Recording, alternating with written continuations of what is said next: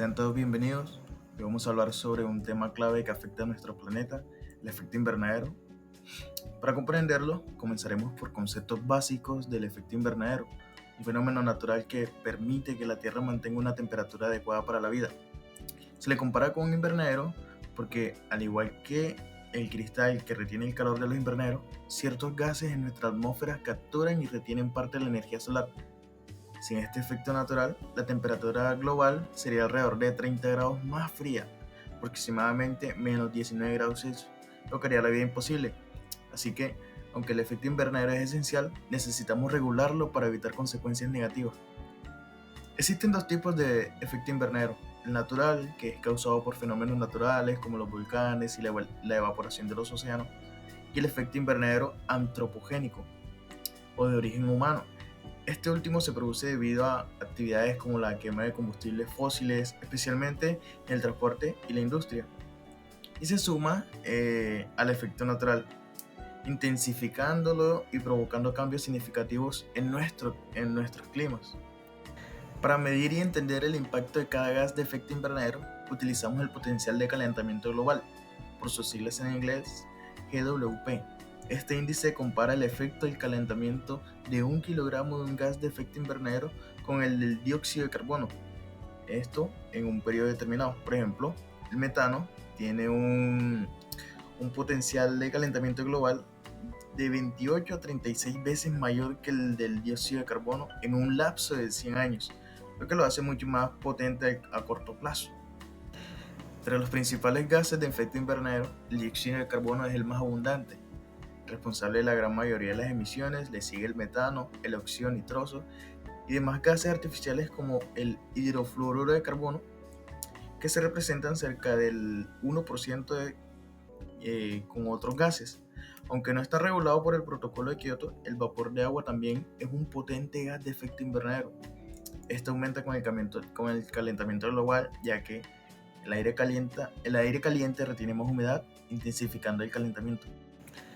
Pero entonces, ¿cómo interactúan estos gases en la radiación solar?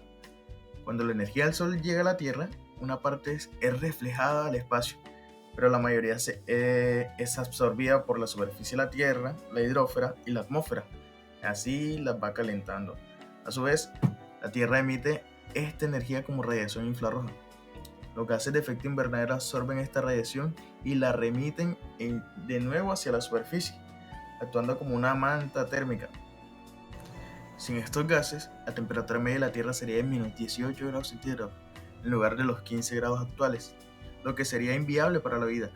Sin embargo, el problema es que las actividades humanas han incrementado las concentraciones de estos gases, intensificando el efecto invernadero y provocando el calentamiento global y, con él, consecuencias como fenómenos climáticos extremos y la acidificación de los océanos. La quema de combustibles fósiles, la deforestación y la agricultura intensiva son las principales fuentes de aumento de estos gases. Estos procesos no solamente aumentan las consecuencias de los gases de efecto invernadero, sino que también contribuyen a la pérdida de los bosques, que son vitales para capturar el CO2. Esto refuerza aún más el efecto invernadero, reteniendo más calor y aumentando la temperatura global. Además de estos problemas, existen problemas físicos de captura y almacenamiento de carbono en la naturaleza. En el ciclo del carbono, el CO2 atmosférico se disuelve en el agua de los océanos y se convierte en un carbonato de calcio, formando las conchas de los organismos marinos. Con el tiempo, estos sedimentos forman piedra caliza, el mayor reservorio de carbono en la Tierra. En la Tierra, el carbono se almacena en el suelo, en la materia orgánica y en los combustibles fósiles. La tecnología moderna ha intentado aprovechar este proceso natural mediante la captura y almacenamiento del carbono y su reutilización en esto. Aunque existen métodos como la precombustión y la oxicombustión, la postcombustión es el método más utilizado por ser menos costoso, aunque menos eficiente. Para el almacenamiento seguro, se comprime el CO2 en formaciones geológicas o zonas de almacenamiento mineral que pueden retenerlo durante millones de años. En cuanto a Colombia, el país ha implementado importantes medidas para reducir las emisiones de metano y CO2, especialmente en el sector energético. Gracias a las regulaciones del mercado de gas y a sanciones estrictas, el país ha reducido sus emisiones de metano, cumpliendo su compromiso con lo firmado en el COP26. Además, Colombia cuenta con un programa de captura de carbono de zonas boscosas y selvas amazónicas, fundamentales para absorber CO2. Según el Inventario Nacional de Emisiones y Absorciones de Gases de Efecto Invernadero, INGEI, el país trabaja en reducir sus emisiones a través de regulaciones en los sectores energéticos, agricultura, procesos industriales y residuos. El derretimiento de los glaciares también es considerado un efecto del cambio climático, ya que se encuentra en riesgo por las disminuciones de esto. Según el IDEAM, en Colombia pasaron de tener 374 kilómetros cuadrados a tener 37 kilómetros cuadrados de este glaciar, donde se encuentran concentrados actualmente en los nevados como lo son el Ruiz, también en las sierras nevadas, es decir, que ha habido una reducción del 92% aproximadamente de estas áreas en las últimas décadas. En la siguiente imagen se puede mostrar el derretimiento que ha ocurrido en el Nevado de Santa Isabel en diferentes años. Cada imagen se puede observar en cómo ha ido perdiendo masa en retroceso considerablemente con el paso de los años, este siendo efecto secundario del cambio climático. Debido al aumento de las grandes temperaturas, lo cual provoca que el hielo se derrita mucho más rápido de lo que puede regenerarse en las épocas frías. Además, estos factores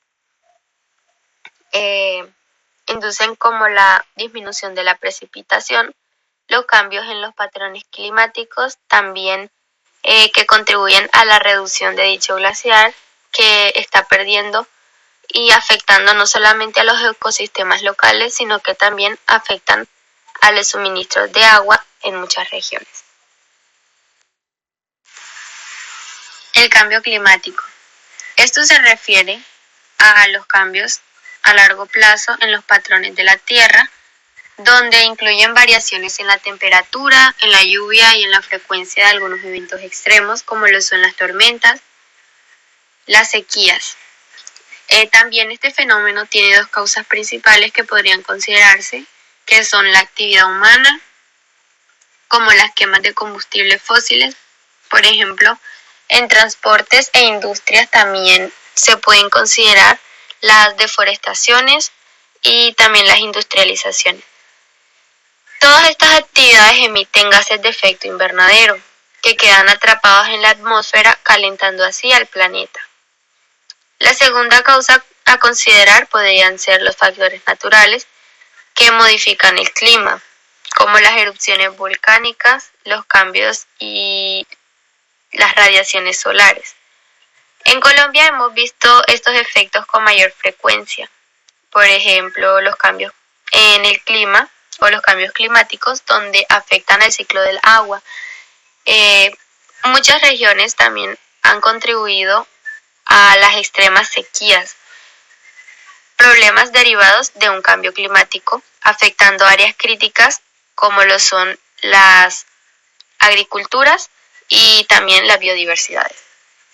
Dentro de estos factores podemos considerar el aumento del nivel del mar, que también es causado por este fenómeno, induciendo al deshielo de los glaciares y también a la expansión térmica del agua, que en Colombia existen muchas zonas donde han sido afectadas y que son vulnerables a próximas inundaciones, como lo son las ciudades costeras. A continuación se presenta el análisis de la distribución espacial de las diferencias promedio decadal de la temperatura media y precipitación en Colombia, realizado por el IDEAM en base a las 1072 estaciones para precipitaciones y 331 para temperatura media.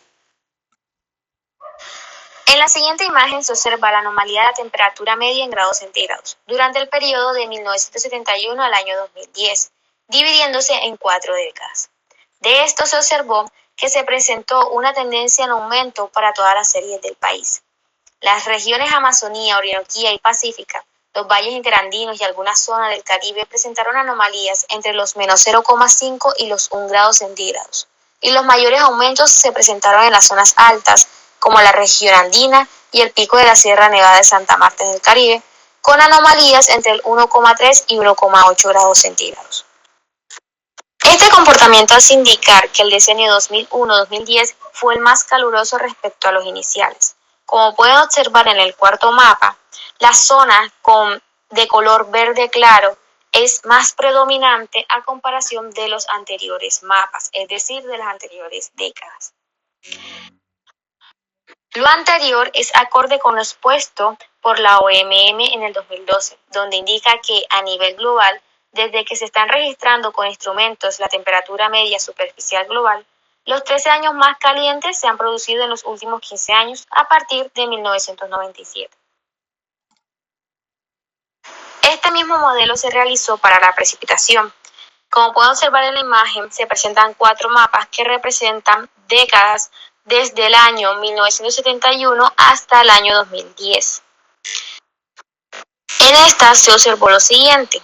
Para el clima presente y a nivel decadal, la precipitación presentó cambios poco significativos respecto al periodo de referencia 1971-2000. Sin embargo, los registros pluviométricos manifestaron que las décadas 1971, 1980 y principalmente 2001 a 2010 fueron las más lluviosas. Como pueden observar en el primer y último mapa, las zonas que presentan color azul celeste predominan más en comparación a los mapas de las décadas restantes. Para esta última década en particular, se mostraron aumentos en precipitación entre el 10 y 40% en las regiones hidroclimáticas de la Alta Guajira, Litoral Central, Pacífico Norte y Central, vastos sectores de la cuenca del río Sogamoso Norte y centro de Alto Magdalena, así como sobre las franjas centrales del Medio Magdalena y Catatumbo. Teniendo en cuenta los datos analizados anteriormente, realizaron un análisis del escenario más probable de la precipitación y temperatura media por regiones naturales, es decir, presentaron a partir de los datos registrados en el periodo 1971 al año 2010 una estimación e incertidumbre de la probabilidad del comportamiento de precipitación y temperatura en décadas futuras hasta el año 21.000. Se presentan las incertidumbres de las anomalías para la temperatura media respecto al clima presente de las regiones naturales de Colombia. Cada gráfica representa esta anomalía de la temperatura media en grados centígrados versus las décadas de los periodos en el que se registraron los datos, que fue de 1971 hasta el 2010, y las estimaciones del 2010 hasta el año 21.000. A partir de aquí se puede concluir que la temperatura media presentaría un aumento en todas las regiones de forma paulatina. Sus comportamientos particulares estarían enmarcados de la siguiente manera. La región Caribe y Andina mostrarían amplitudes similares a través del tiempo. Caso contrario en las regiones Orinoquía y Amazonía, donde su comportamiento no presentaría variaciones en la serie.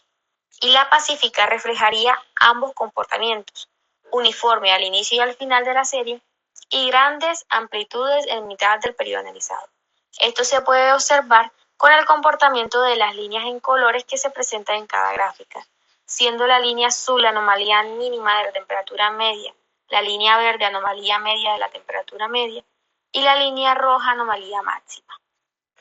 Este mismo modelo se siguió para la precipitación, en el cual las gráficas presentan el cambio de porcentaje de la precipitación versus las décadas del periodo entre 1971 hasta las estimaciones del año 21.000.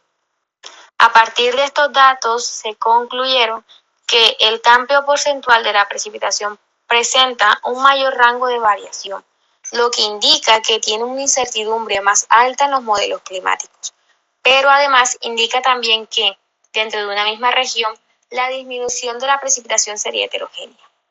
Las regiones pacífica y andina presentarían un comportamiento similar marcado en la disminución de la precipitación para los periodos medios y crecimiento al final de la serie.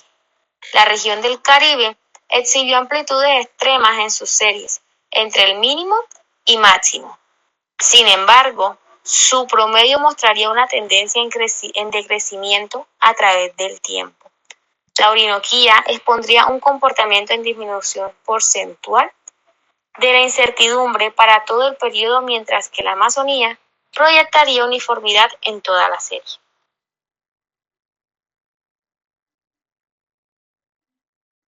Las proyecciones de las anomalías de cada región en términos de precipitación y temperatura media respectivamente no solo muestran eso, sino que también indican el grado de incertidumbre, es decir, variación, que tiene cada región con referencia a cada variable.